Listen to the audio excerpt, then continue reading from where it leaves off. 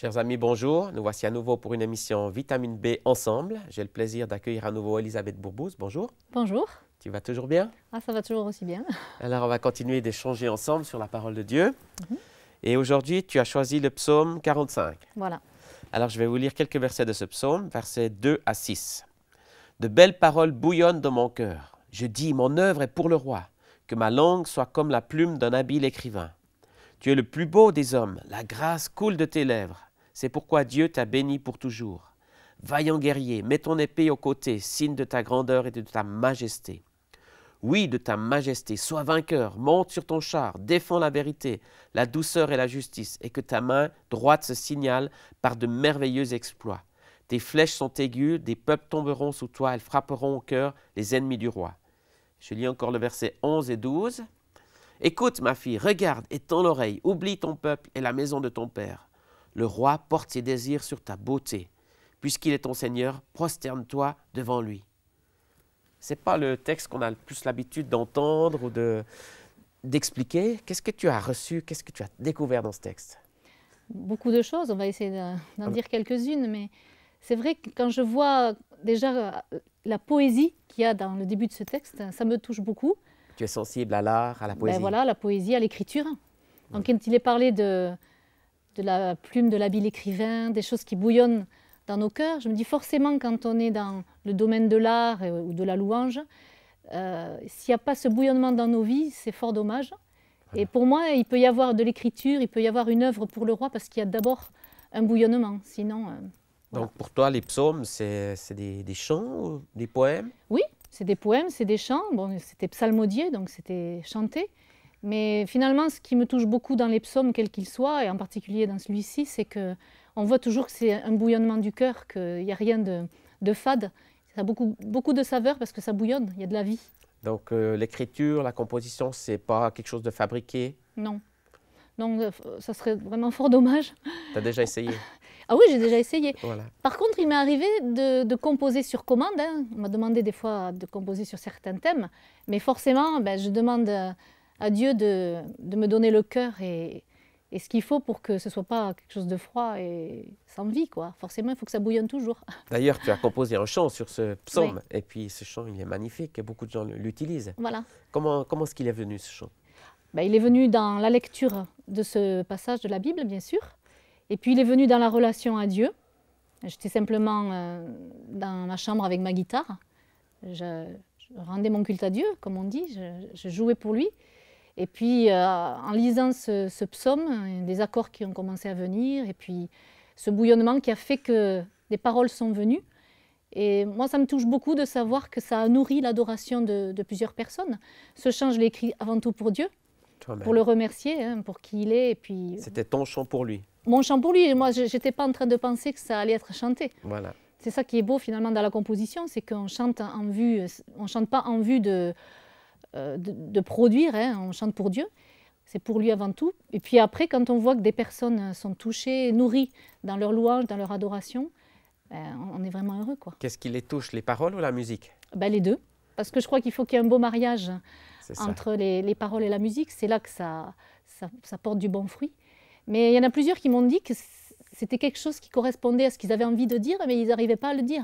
Donc finalement, c'est comme si on leur donnait les mots et la musique pour dire ce qu'ils ressentent au fond d'eux-mêmes et qu'ils n'arrivent pas à exprimer. Et ce qui a déclenché quand même cela, c'est ce texte, c'est cette parole. Exactement. Ah oui, sinon je n'aurais pas pu.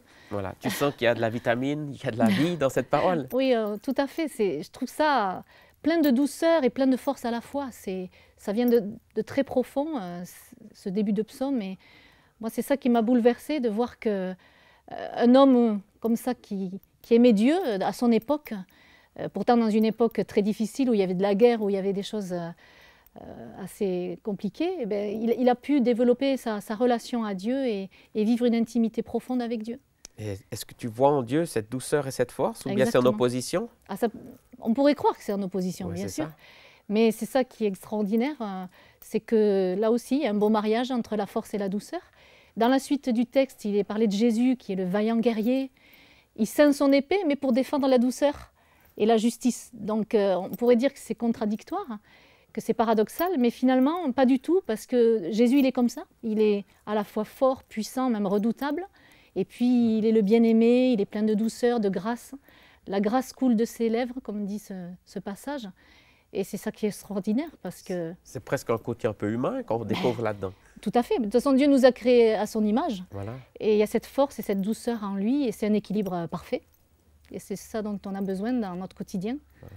Ce texte parle aussi de beauté. Comment tu vois ce terme-là dans la Bible? Ben, la beauté, le problème, c'est que ça a pas mal été perverti dans notre société. On parle d'une beauté plastique, on a des clichés un petit peu, qui ont fait beaucoup de mal et qui font beaucoup de mal. Parce que dès qu'on ne rentre pas dans certains critères de beauté selon cette société, eh bien on est très très mal dans notre peau, on est mal dans son identité. Et là, ça me plaît beaucoup, cette idée de beauté, que le roi porte ses désirs sur notre beauté. Là aussi, le mot désir, ça peut être mal interprété. C'est ça. Mais les désirs de Dieu... C'est étonnant de le trouver dans la Bible. Oui, oui, oui. Et pourtant, les désirs de Dieu sont purs. Il n'y a aucune arrière-pensée négative. Dieu a des désirs, il a déposé des désirs en nous, mais voilà, qu'est-ce qu'on fait de ces désirs? Et c'est bon de savoir que ce désir de Dieu envers nous, il n'y a que des bonnes choses. Il a envie simplement qu'on soit en sa présence, qu'on soit près de lui, et il nous trouve beaux, il nous trouve belles. Il est parlé d'une beauté surtout du cœur. Mais même si je me regarde dans un miroir et que je peux dire « Merci Seigneur, je suis une merveilleuse créature », ben, je me retrouve réconciliée avec moi-même et je suis bien et je suis heureuse et je rends grâce à Dieu pour qui je suis. Donc on arrive à une question de relation profonde, intime. Oui. Quelle est cette relation que tu vis avec Dieu? Ben, c'est une relation de fille à père, de père à fille. Et je me rends compte que je n'aurai pas assez de toute une vie pour découvrir sa paternité, pour découvrir cette tendresse qui est en lui, cette affection.